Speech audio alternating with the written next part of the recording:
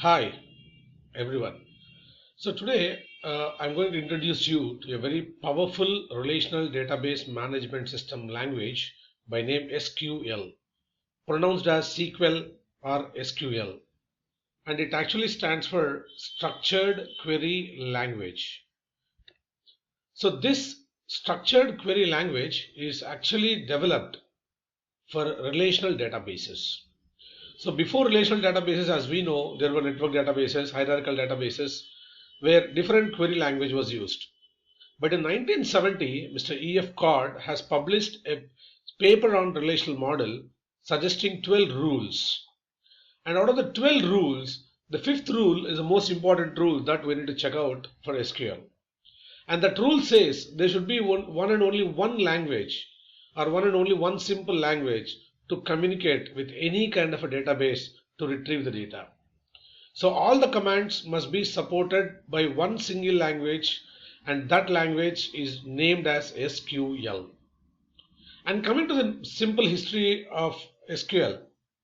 So SQL is completely based on relational algebra and tuple relational calculus. So it's nothing but mathematics. So IBM in 1970 has developed SQL for the first time for its database by name System R, and it is developed by Mr. Donald D. Chamberlain and Raymond F. Boyce. And then afterwards, Oracle has taken a task of implementing it in its database, which what do you call it as become a standard query language. And what actually SQL and SQL Plus in Oracle? So SQL is nothing but the commands that are part of the language. As we know, DDL, DML, DCL, and TCL. Where DDL stands for Data Definition Language, consists of the commands that are used to define the objects of the database like tables, views, users, whatever. And DDL commands are used directly to work with objects. DML, the second one, is called as Data Manipulation Language. As the name suggests, manipulation. So nothing but changing something. So that something is nothing but the data that is stored in the objects of the database, nothing but the tables. So you have a table EMP and you want to change something in that. Then the command that can be used is DML. And in this DML, there are actually four commands: insert, update, delete, and select. And out of these four commands, the most important command is select. That is because in all the queries that the people write, out of 100 queries, 80% of the queries will be select queries. So that's one of the most important command that every user is supposed to work or supposed to learn who is going to work with Oracle. Coming to DCL, it stands for Data Control Language.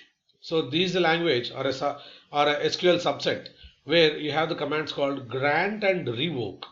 These two commands will help the database administrator to control the database by giving the security permissions or permissions to the users on the database. So the most important thing. So but this is 100% on the control of only the database administrator. As an ordinary user, we will not have any chance of using the grant or a revoke command. So it is 100% used for security reasons. And coming to the fourth one, TCL, transaction control language. So it is a language or it is a subset once again which consists of only three commands: commit, rollback, and save point. What are the most important part of SQL? Because this is the one which is actually working in the background, which is taking care of the changes that are being done to the database or a data in the tables. So it takes care of whether the transaction was completed or not, whether the transaction was stopped in the middle, and what is the reason, and it will try to either commit or roll back the transaction depending upon the database state. So this is one of the most important set of commands. And then coming to the second one called SQL Plus. This is a proprietary of Oracle. So SQL Plus is a word that you find only when you are working with Oracle. Other than Oracle, you don't find SQL Plus. So SQL Plus is nothing but an environment that is created or a client tool that is created by Oracle to have access to the database. So a simple graphical user interface where the users can enter the commands, execute them very easily. So it's like a command editor. It's an editor as such. It's an editor, and we can call it as a command editor because there's a place where we are going to give all the SQL commands that we are supposed to use with Oracle. And the speciality of this tool is it works with both Oracle and PLSQL. And as you know, PLSQL, procedural language, structured query language. So this PLSQL is nothing but once again a procedural language extension developed by Oracle to support different types of operations where we can do it in a group. So that's the basic things about your SQL and SQL Plus. And coming to the history, it's a very long one. So it starts somewhere in 1997 where it started with the name Relational Software by Larry Ellison and Bob Miner. And later they renamed it as Oracle in 1983. And there are different versions released from 1979 till 2003. So where we have version 2, 3, 4, 7, 7.38, 9.8, 10G, 11G and 12C. But out of all these versions, Oracle has taken its market only from Oracle 7. Before Oracle 7, Oracle was not a real successful RDBMS available.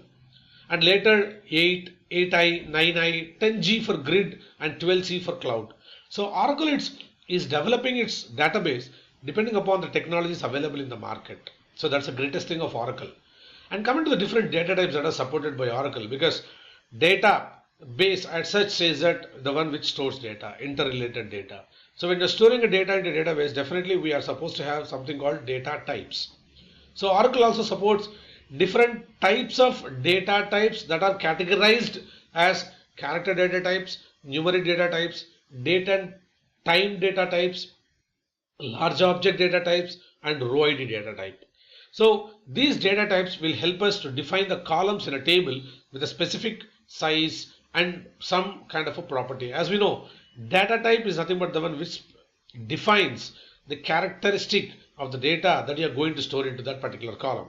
So coming to the different data types as specified out here, coming to the first one, the character data types.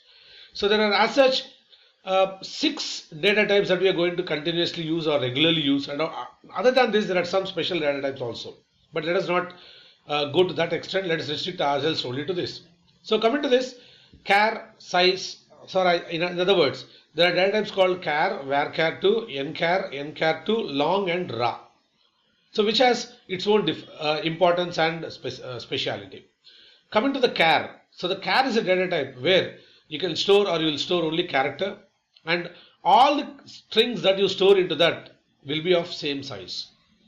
So what I mean is, if I say char size 20, so all the strings that you're going to store into that particular column will be allocated 20 bytes of space. So there will be a lot of wastage of space in char. So in that place, a new data type is introduced called varchar2, and this varchar2 itself says variable character. So what it means is, if you define a column by name varchar2 of 20, and if you store a string of size 10, only 10 bytes will be used and the other 10 bytes will be just allocated but not be wasted. That is the speciality of varchar2. And the character n, when you add it, okay, it's called as native. So these are special data types that are added by Oracle to support native languages, because as we know now, any database supports even native languages like say French, Germany, Hindi, and maybe in future Telugu and all. So to support that, to store that kind of data types, you need to add a character nchar and nvarchar2 depending upon our usage. And to store more than that, we have 2 special data types in character data types called long and ra. And moving on to the next one called numeric data type, which is most widely used data type to store numbers. So because data consists of numbers only. So coming to this, number P is having only precision, which is used only to store integer values. Coming to the second one, number PS, which says precision and scale. So precision speaks about the integer part and scale speaks about the real part. So you can store any number, any real number in it. Other than this, we have some more data types called float, int, small int, and etc. So but generally, the common data type that you are going to use to store numbers will be either number or number PS. Coming to the date data type, the specialty of database management systems is that they support dates. So which will have or give us a clarity of storing the data in a given date formats. And Oracle also supports the date format or a date data type in a very beautiful way. So the date can be stored in any form. So what I mean form is that it supports different formats depending upon the place we are going to work, or the country data that you are going to store. So if you are storing a data in US, you can set the data type as date and you can use a format MMDDYY. If you are in India, you can change the format to DDMMYY, whatever the internal storage style that Oracle uses. And most importantly, it supports the date from Jan 1st 4712 BC before Christ to December 31 9999. So 9999th year. So there is the vast range between the dates where you can store any kind of a date in it.